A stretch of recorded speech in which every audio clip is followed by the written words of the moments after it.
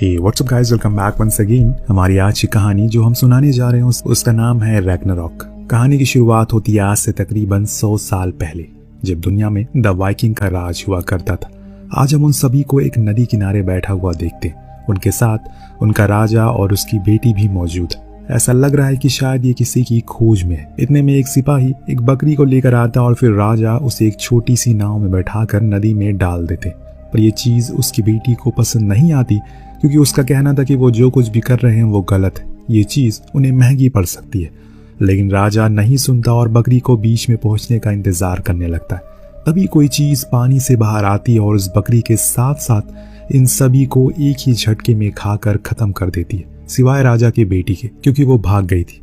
पर राजा ढूंढने क्या आया था, ये चीज क्या थी जो पूरी सेना को एक साथ खा गई? इन्होंने उस बकरी को पानी में क्यों डाला? इन सारे सवालों के जवाब आपको कुछ ही देर में मिल जाएंगे। फिलहाल के लिए बने रहिए। अब कहानी सीधा पहुंचती है आज के समय में। हम यहाँ पर सिगार्ड नाम के आदमी को दिखाया जाता है, जो एक आर्कियोलॉजिस्ट है। वो पुरानी चीजों की खोज में काफी दिलचस्पी दिखाता है, जैसे कि वाइकिंग का वो जहाज जिससे कि वो उस जगह पर गए थे, उससे भी उसने खोजा था। पर बीते कई सालों से वो सही से खोज नहीं पा रहा है। उल्टा उसकी बातों पर अब किसी को यकीन भी नहीं हो रहा है, क्योंकि उसका कहना है कि वाइकिंग कभी भी अपने इलाके से इतनी दूर नहीं जाते। फिर उस दिन वो इतनी दूर क्या करने आए थे? यहाँ सिगार्ड की बीवी भी उसी तरह इस काम में बेहद उसकी दिलचस्पी दिखाया करती थी और दोनों मिलकर साथ में अच्छा काम करते थे। लेकिन पिछले साल उसकी कैंसर के कारण मौत हो गई। उसके बाद भी सिगार्ड अपने कामों में इतना मशरूफ रहता है, उसे अपने दोनों बच्चे जूलिया और एंडियो की परवाह ही नहीं है। हर टाइम वो बस इन्हीं चीजों के बारे में सोचता रहता है। और अब तो कल उसके म्यूजियम में इन्वेस्टर भी आ रहे हैं, इसीलिए वहां का मालिक उससे कहता है कि कुछ अच्छा ही बोलना, उसके सामने अपनी मनगढ़ंत कहानियां मत सुनाने लगना, वरना वो हमें कभी पैसा नहीं देंगे। अब प्रेजेंटेशन शुरू होती है। सिगार्ड बोलना शुरू कर देता है, लेकिन कुछ ही देर में वहां बैठे लोगों के चेहरे को देखकर ये साफ पता लगाया जा सकता है कि उन्हें सिगार्ड की बातों में कोई दिलचस्पी नहीं आ रही है। दरअसल वो ये कहना चाह रहा है कि जरूर वाइकिंग का जो जहाज हमें मिला था, वो वाइकिंग यहाँ पर कुछ छुपाने के लिए आए थे। शायद उसमें उनका ट्रेजर यानी कि खजाना हो सकता है, इसीलिए हमें उस जगह पर जाना चाहिए ताकि हमें कुछ सुराग मिल सके। लेकिन उसके इस बात पर हर कोई हंसने लगता है और मजाक बनाकर वहां से चला जाता है। इससे उसके बॉस को काफी गुस्सा आता है, इसलिए वो भी इसकी रिसर्च का मजाक बनाते। पर सिगार्ड को पता था कि जरूर वो है जिसकी उसे तलाश है, और इसमें उसकी बीवी ने अपनी पूरी जिंदगी लगा दी। वो ऐसे तो इस रिसर्च को बर्बाद होने नहीं देगा। वो अपनी डायरी में लिखी चीजों को देखना शुरू करता है, जिसमें यह लिखा था कि वाइकिंग असल में डेनमार्क से फ्रेनमार्क गए थे अपने शिप पर, और वहां से कभी लौटे ही नहीं। उन्हें वहां कुछ ऐसा दिखा जिसकी उम्मीद तो उन्हें कभी नहीं थी। अपनी इन्हीं कहानियों में वो इतना मगन हो जाता है कि वो भूल गया कि उसे अपने बच्चों को स्कूल से वापस लाना है। अब जैसे तैसे करके वो स्कूल पहुंचा। उसकी बेटी जूलिया ने उसे नजरें मिलाने तक भी सही नहीं समझा, क्योंकि उसके पिता को उनकी कोई फिक्र नहीं है। अब धीरे धीरे समय के साथ इस प्रोजेक्ट पर सिगार्ड काम कर रहा था, उसे बंद कर दिया जाता है, क्योंकि कोई भी रिटर्न नहीं मिल पाया। इसी निराशा में वो एक दिन अपने कमरे में बैठा हुआ था कि तभी जोई, उसका कलीग, वहां आया जो उसके पिछले प्रोजेक्ट में साथ था। जोई बेहद ही खुश था, क्योंकि उसे कुछ ऐसा मिला है जिसकी उम्मीद उसे भी नहीं थी, और ये चीज उसके उस बंद पड़े प्रोजेक्ट को वापस से चालू कर सकती है। दरअसल उसे एक पत्थर मिला है जिस पर किसी दूसरी भाषा में कुछ लिखा हुआ है। लेकिन ये इनके लिए कोई बड़ी बात नहीं है, क्योंकि सिगार्ड को लैंग्वेज आती है। उसे पढ़कर पता लगा कि ये पत्थर वाइकिंग के समय का है, और उसी रात की कहानी इस पर लिखी हुई है। यानी कि एक फौज जिसके साथ उसका राजा, उसकी बेटी, वो लोग एक आइलैंड पर गए किसी चीज की तलाश में, लेकिन वहां उस पर किसी बड़ी चीज ने हमला कर दिया और सब कुछ खत्म हो गया, सिवाय राजा की बेटी के, जिसका लॉकेट के निशान उस पत्थर पर थे, जिसे देख सिगार्ड को कुछ याद आता है। उसने ये चीज कहीं और भी देखी है। वो फौरन भागते हुए म्यूजियम पहुंचता है। उसने एक चीज को उठाया और ये कुछ और नहीं बल्कि उसकी खोजी हुई लॉकेट थी, जो कि राजा की बेटी पहना करती थी, जिसको उस पत्थर पर रखने से उन्हें पूरा यकीन हो जाता है कि उसकी थ्योरी सच्ची थी। पर अभी भी कुछ काम बाकी है, जैसे कि इन्हें ये पता लगाना कि वो आइलैंड है कहाँ पर, जिसके लिए सिगार्ड पूरी रात बैठता है और फिर वो उसे वो आइलैंड का नक्शा मिल जाता है, जिसकी खोज में वो बरसों से लगा हुआ था। दरअसल वो पत्थर ही एक नक्शा है जिसकी मदद से उसने इस काम को अंजाम दिया। इन्हें इसका पूरा यकीन था वहां पर वाइकिंग अपने किसी अनमोल चीज को छुपाने के लिए गए थे, लेकिन इस बात पर बिल्कुल भी यकीन नहीं था कि उन पर किसी दानव ने हमला करके मार डाला। पर दोनों ने फैसला कर लिया कि अब वो डेनमार्क जाएंगे। लेकिन उससे पहले सिगार्ड अपने दोनों बच्चों को भी साथ चलने को मना लेता है, क्योंकि उसने उनसे वादा किया था कि वो किसी दिन उन्हें एक अच्छे टूर पर लेकर जाएगा और इससे अच्छा मौका उन्हें कहाँ मिलेगा। अब डेनमार्क पहुंचने पर इन्हें एलिजाबेथ मिलती, जिसे सिगार्ड ने बुलाया था कि वो एक बहुत ही अच्छी गाइड है और उसे इस जगह के हर एक रास्ते के बारे में पता है। लेकिन जो उसके साथ ड्राइवर था वो बेहद ही खड़ूस था। क्या नक्शा देने पर एलिजाबेथ बताती है कि ये जगह तो यहाँ से काफी दूर पहाड़ों के बीच में है, जहाँ पर अभी बर्फ नहीं है, इसीलिए हमें ज्यादा समय नहीं लगेगा वहां पहुंचने में। उसकी बात ठीक थी। ये लोग कुछ ही देर सफर करने के बाद पहाड़ के उस पार आ गए, पर अभी भी इनकी मंजिल इनसे काफी दूर है। ये सभी पैदल ही आगे बढ़ते हैं क्योंकि अब जंगल आ गया है। ये जंगल दरअसल एक आइलैंड के बीच में है और जिस जगह ये जा रहे हैं वो भी एक आइलैंड है जो कि इस आइलैंड के बीच में है। थोड़ी दूर आने पर इन्हें अब अपने सामने फेंसिंग लगी मिलती है, जिसके बारे में ड्राइवर बताता है कि यहाँ पर सालों पहले दो राजघरानाओं के बीच में लड़ाई हो गई थी इस आइलैंड को लेकर, इसीलिए सरकार ने हमेशा के लिए इसे बंद कर दिया। क्या सच में यहाँ यही हुआ था? खैर सिगार्ड तो फेंस को काट कर अंदर घुस जाता है। अब इस जगह पर मच्छर भी बहुत ज्यादा है, इसीलिए एलिजाबेथ जूलिया के हाथों में लोशन लगा देती है, जिस दौरान बातों ही बातों में उसे पता लगा कि उनकी मॉम की सालों पहले मौत हो गई और वो अपने डैड के साथ रहती है। ये जानकर एलिजाबेथ का मन बैठ जाता है, लेकिन उसने उसे कुछ कहा नहीं। इतने में सिगार्ड को अपने सामने कुछ रशियन मिलिट्री की चीजें दिखती है, जो कि वर्ल्ड वॉर 2 के टाइम के बाद यहीं पर पड़ी है। लेकिन इनकी मंजिल ये नहीं है, इन्हें आगे और बढ़ते रहना होगा। 3 घंटे चलने के बाद इन्हें अपने सामने एक छोटा सा टापू नजर आता है, जिसका जिक्र वाइकिंग ने अपनी किताब में किया है और इसे वो लोग फ्रॉन्डेको के नाम से पुकारते हैं। अब इनकी आधी खोज तो मुकम्मल हो गई, लेकिन अभी आधी बाकी है, जो वहीं जाकर पूरी होगी। ये सभी एक छोटी सी लकड़ी से राह बनाते, फिर उसे धीरे धीरे करके उस छोटे से टापू पर पहुंचकर वहां पर खोज करना शुरू करते हैं।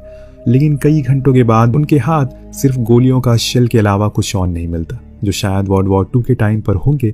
जिसकी तलाश में वो इतनी दूर आए थे वो उन्हें मिला ही नहीं। जूलिया अब घर जाना चाहती है, लेकिन उसके पिता को अभी कुछ सवालों के जवाब ढूंढने, इसीलिए वो कुछ समय यहीं रुकने को कहते हैं। पर इस बीच हम देखते हैं कि ड्राइवर सिगार्ड की वही डायरी पढ़ रहा है जिसमें उसने उस खजाने के बारे में लिखा है।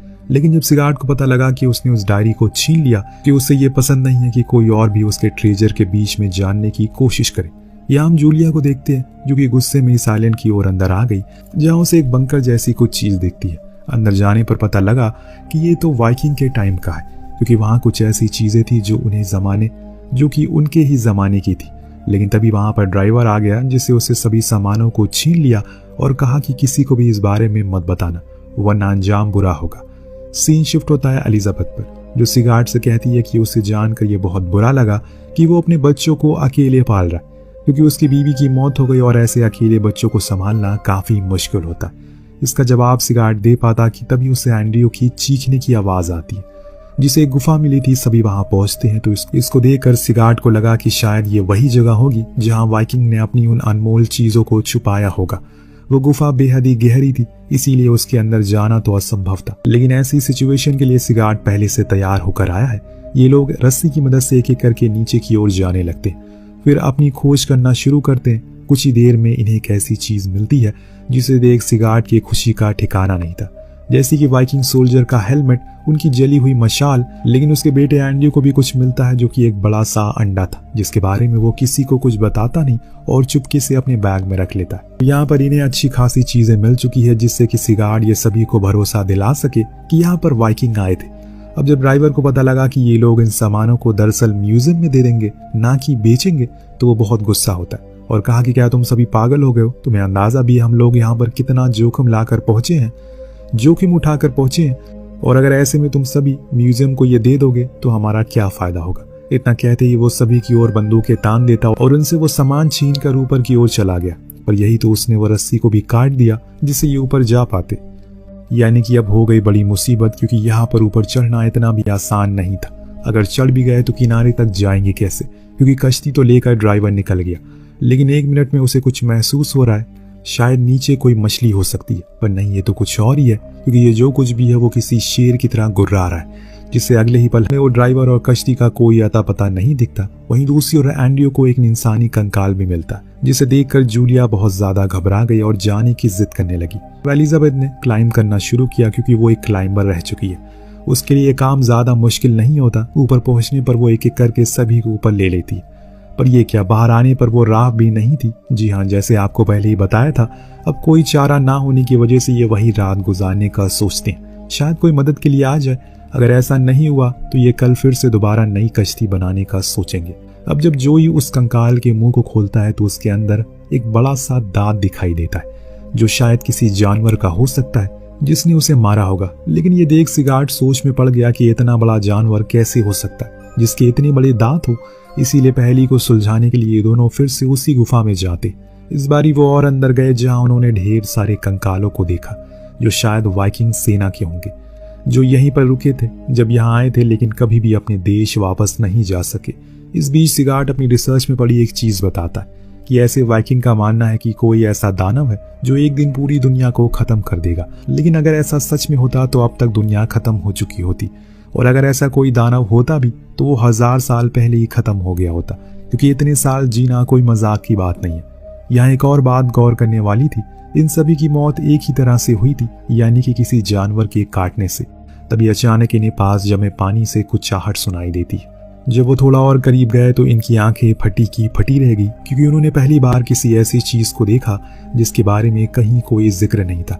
दरअसल ये एक विशाल काय सांप था जिसका आकार किसी 100 मंजिला इमारत जितना होगा।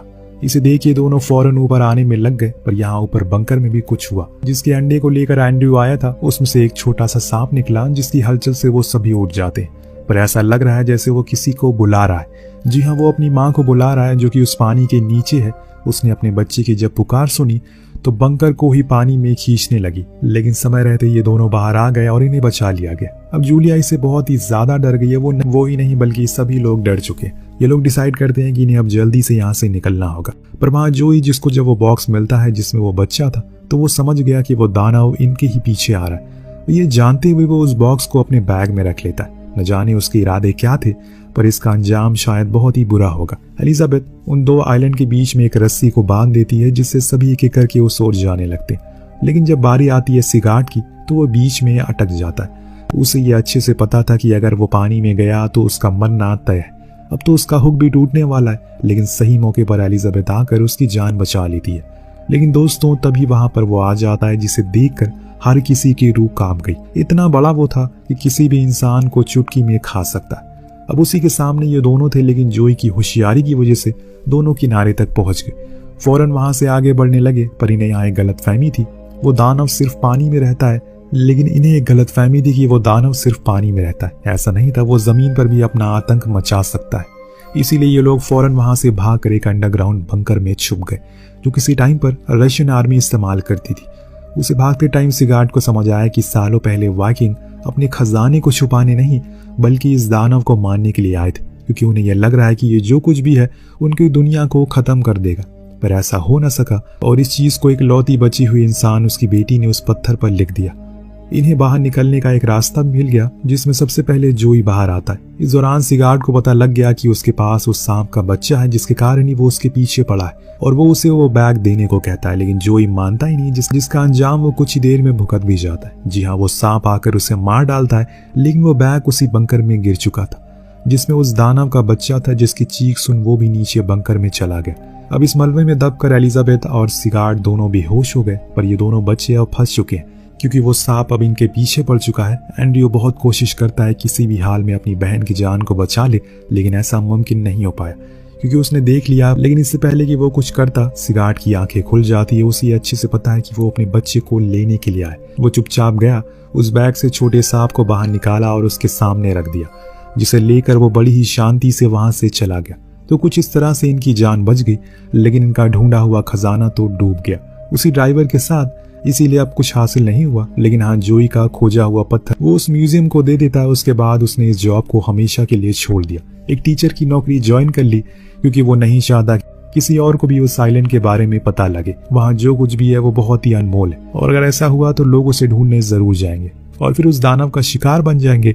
इसीलिए उसने सब कुछ छोड़ दिया और अपने बच्चों पर ज्यादा ध्यान देने का डिसाइड किया। वेल, कहानी यही खत्म होती है। तो दोस्तों, मेरा सवाल आपसे, आपको किस तरह की कहानियां ज्यादा पसंद है, जंगल आइलैंड सर्वाइवल या फिर ट्रेजर हंटिंग? हमें कमेंट करके जरूर बताइएगा, इससे हमें मदद मिलेगी आगे की कहानियां सुनाने में। तो कमेंट जरूर करिएगा। मिलते हैं अगली वीडियो में। Thank you so much watching.